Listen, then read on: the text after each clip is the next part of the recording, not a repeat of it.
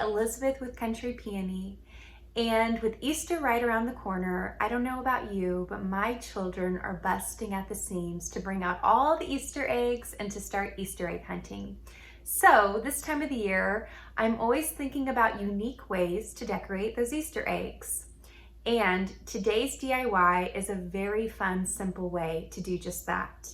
It is kind of a hybrid between hobnail and pom-pom, and it also reminds me of those dot candies that were on paper that you had as a kid. Either way, this is a really fun DIY. You can get your kids involved if you have the patience, and I'd love to show you how to do it. So come along.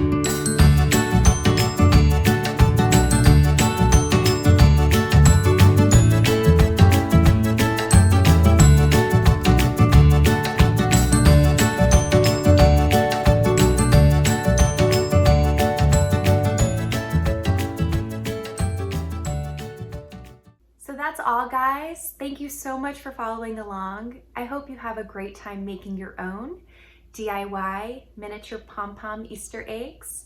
And in the meantime, please feel free to check out countrypeony.com or email me elizabeth@countrypeony.com. I always love hearing from you. So until next time, happy crafting.